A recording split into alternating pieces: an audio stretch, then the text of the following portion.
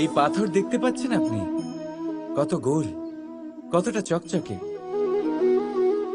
বাচ্চাদের অনেক সময় এটা নিয়ে খেলতে ভালো লাগে, আর কেনই বা লাগবে না। কতটা সুন্দর আর মসৃণ এটা।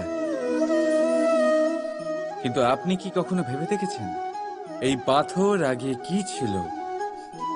কোনো বিশাল আকার পর্বত, কোনো বিশাল আকার পাথরের একটা বড় ভেঙে যাওয়া অংশ বিশেষ, যেটা কোনোভাবে নদীতে পড়ে নদীর ধারার সাথে বইতে থাকলো। মাটির সাথে ঘর্ষণ হলো, বালির কণার সাথে ঘর্ষণ হতে থাকলো, আর তারপর ধীরে ধীরে এই আকার পেল। এবার আমরাও এই পাথরের মতোই। তাই মনে রাখবেন, আপনার ব্যক্তিত্ব, আপনার এই স্বরূপ ঈশ্বরের দেওয়া কখনোই নয়। হ্যাঁ, প্রকৃতি অবশ্যই আপনাকে জন্ম দিয়েছেন, কিন্তু আপনি নিজে নিজের ব্যক্তিত্বের রচয়িতা। আর আপনি তা রচনা করেন কঠিন পরিস্থিতির মুখোমুখি হয়ে, সংকটের ধারা পার করে। তাই আপনিও এই পাথরের মতো নিরন্তর চেষ্টা করতে থাকুন। নিজের অস্তিত্ব বজায় রাখুন, এই অস্তিত্বকে মহান করতে থাকুন, আর আমার সাথে ভালোবেসে বলুন, রাধা রাধা। বর্ষাকালে যখন ভয়ানক বৃষ্টি হয়, তীব্র গতিতে যখন হাওয়া চলে, তখন আপনি নিশ্চয়ই দেখেছেন যে পাখিরা, যাদের বাসা মাঝে মাঝে ভেঙে পড়ে, নষ্ট হয়ে যায়।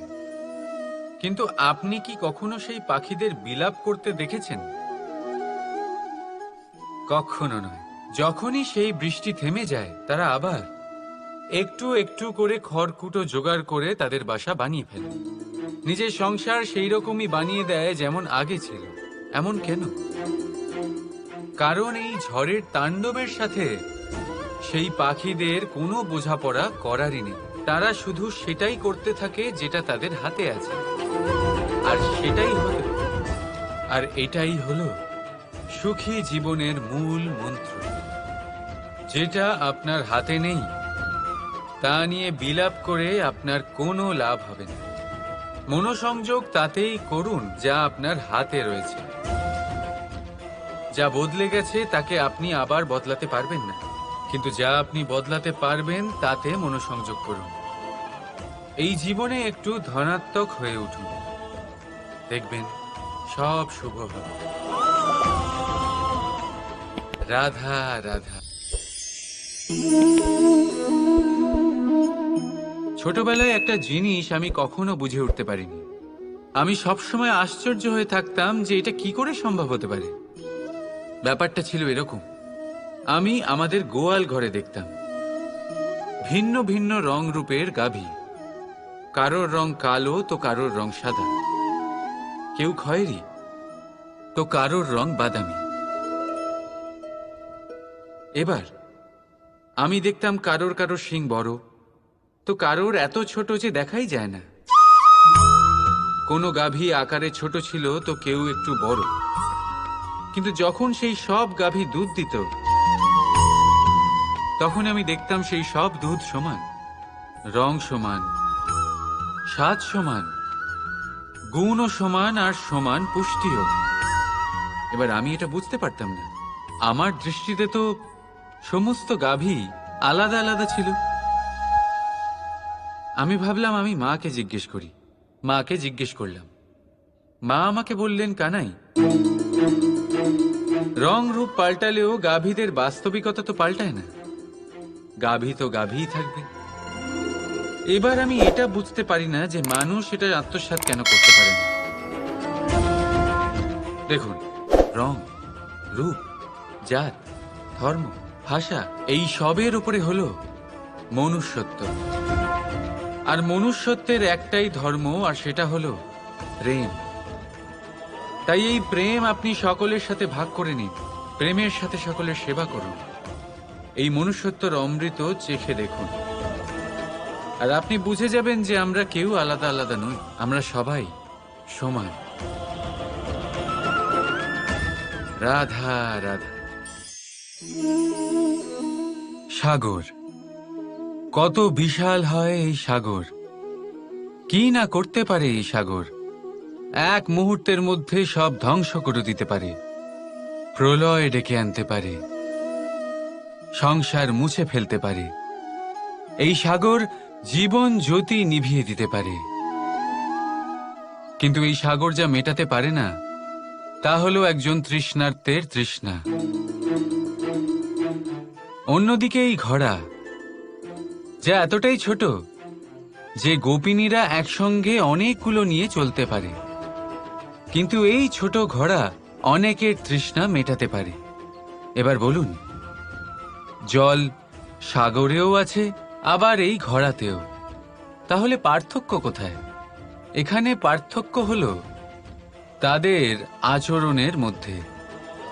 একজন মাটির মধ্যে মিষ্টি জল ধরে রাখে, তো আরেকজন নিজের নোনা জলের আঘাতে যে কাউকে মাটিতে মিশিয়ে দিতে পারে। আপনি কি হতে চাইবেন? সাগরের নোনা জল হয়ে কারোর আশা চূর্ণ বিচূর্ণ করে দিতে, নাকি মিষ্টি জলের ঘোড়া হয়ে কারোর তৃষ্ণা মেটাতে? সিদ্ধান্ত আপনার। রাধা রাধা। কতবার এমন হয়, আপনি কোনো কাজ করার জন্য কাউকে দায়িত্ব দেন, কিন্তু সেই ব্যক্তি সেই কাজ সম্পন্ন করতে পারে না, অসম্পূর্ণ রেখে দেয়, অথবা ঠিকভাবে করতে পারে না। এবার এই পরিস্থিতিতে কি হয়? আপনি ক্রুদ্ধ হয়ে যান, তার উপরে আপনি রেগে যান, তাকে তিরস্কার করেন, আর তারপরে সেই কাজ সম্পন্ন করতে আপনি নিজেকেই নিযুক্ত করেন, আর শেষ পর্যন্ত সেই কাজ সম্পন্ন হয়েই যায়। এবার এই বিষয়ে সমস্যা সেই ব্যক্তির চেষ্টায় নয়, সমস্যা আপনি যে সেই ব্যক্তিকে ভরসা করলেন তার ছিল। আমরা অন্যের প্রতি ভরসা করাকে প্রথম পদক্ষেপ বানিয়ে নিই, আর নিজের উপরে বিশ্বাসকে শেষ সম্বল। কিন্তু তার বদলে এটাই হওয়া উচিত যে নিজের উপরে ভরসাকে আমরা প্রথম পদক্ষেপ বানাই, তাকে নিজের সহায় মানতে হবে। যদি আপনি এমন করেন, তাহলে পরিণাম আরো সুখকর, আরো আনন্দদায়ক হবে। তাই মনে রাখবেন, এই সংসারে আপনার সব থেকে বড় ভরসা আর কেউ নেই। এই সংসারে আপনার সব থেকে বড় রক্ষাকর্তা আর কেউ নেই, বরং আপনি নিজেই। রাধা রাধা। আসুন আপনাকে একটা প্রশ্ন করছি, সোনা আর লোহার মধ্যে তফাৎ কি? এবার বেশিরভাগ লোকের উত্তর এটাই হবে যে সোনা বহুমূল্য, সোনার মূল্য লোহার থেকে অনেক বেশি। এটা ঠিক, কিন্তু আমাদের এটা ভোলা ঠিক হবে না যে সোনা আমাদের সাজগোজের কাজে লাগে, আমাদের আরো বেশি সুন্দর দেখায়। অন্যদিকে লোহা সেই সৈনিকদের ঢাল ও তলোয়ার হয়ে তাদের রক্ষা করে, যারা আমাদের প্রাণকে রক্ষা করেন। এই সৈনিক না থাকলে আমাদের প্রাণও থাকবে না। এবারে বলুন, সোনার মূল্য বেশি হওয়াতে কি লোহার মূল্য কমে যায়? কখনোই নয়। ঠিক সেইভাবে এই জীবনে আপনি যতই চেষ্টা করুন, কিছু না কিছু এমন থেকে যাবে যা আপনি কখনোই পাবেন না, আর সেই কারণে নিজেকে অক্ষম মনে করা অনুচিত। হতে পারে আপনার কাছে সেই গুণ আছে যেটা সংসারে আর কারোর কাছে নেই। সেই গুণটাকে চিনুন, সেটাকে বাড়ান, আর সেটাকে ব্যবহার করুন। তাই মনে রাখবেন, সংসারে প্রত্যেকটা ব্যক্তি বিশেষ হয়, আর এই সংসারে সবাই সবকিছু পায় না। নিজেই দেখে নিন, সোনাকে যে দোকানে সাজিয়ে রাখা হয়, সেই দোকানের তালা লোহা দিয়ে তৈরি হয়। রাধা রাধা। সংসারে সব থেকে বেশি দামি কি, সব থেকে বেশি মূল্যবান কি? কেউ বলবে সোনা, কেউ বলবে রত্ন, কেউ বলবে মুক্ত, কেউ বলবে মানিক। এগুলো কতটা মূল্যবান? ধরুন, কিছু সোনার মুদ্রা দিয়ে আমরা মুক্ত কিনতে পারি, কিছু মুক্ত দিয়ে একটা মানিক, কিছু মানিক দিয়ে কিনতে পারি একটা হীরে। কিন্তু এই জগতের সমস্ত ধন খরচ করেও একটা জিনিস আমরা কিনতে পারবো না, আর তা হলো একটা মুহূর্ত। কি হলো? সত্যি সামনে এসে গেল। সত্যি হলো এটাই যে জগতে সব থেকে বেশি মূল্যবান সময়।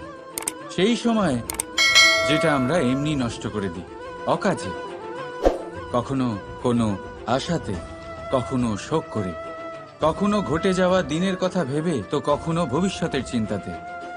এই সময়ের সদ্ব্যবহার আমাদের করা উচিত। এই সময়ের সদ্ব্যবহার করে আমাদের ধন অর্জন করা উচিত, মহান কাজ করা উচিত, আমাদের ব্যক্তিত্বকে উদার করা উচিত, ভালো কাজ করা উচিত, সকলের সাথে আনন্দ ভাগ করা উচিত।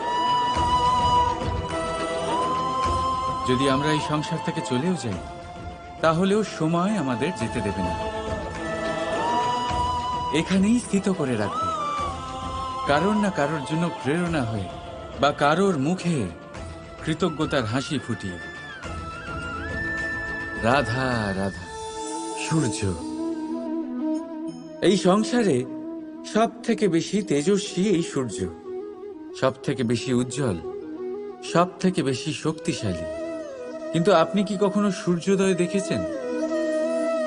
এই শক্তিশালী সূর্য কিভাবে উদয় হয়? লাল রঙের আভার সাথে, সৌম্যতার সাথে, শান্তির সাথে উদয় হয়। কখনো সূর্যাস্ত দেখেছেন? সেই লাল রঙের আভা, সেই সৌম্যতা, সেই একই শান্তি। আর এটাই একজন মহান ব্যক্তিত্বের গুণ। যখন জীবনে উত্থান ঘটে তখনও অহংকার করেন না, সৌম্যতা বজায় রাখেন। আবার যখন জীবনে ক্ষতি হয় তখনও সৌম্যতা বজায় রাখেন। যদি আপনিও চান সূর্যের মতো আপনি সম্মান পাবেন, তাহলে সূর্যের মতন হন। যখন জীবনে আনন্দ আসে, কুশল আসে, তখন সীমা লঙ্ঘন করবেন না। যখন জীবনে দুঃখ আসে, কষ্ট আসে, বিনাশের পথে অগ্রসর হবেন না। সৌম্য থাকুন, শান্ত থাকুন, সূর্যের মতো চকচক করতে থাকুন। কারণ সব মুহূর্তের মতোই এটাও একটা মুহূর্ত। তাতে আপনি আনন্দ লাভ করুন বা পান দুঃখ, এই মুহূর্ত অবশ্যই চলে যাবে। রাধা রাধা।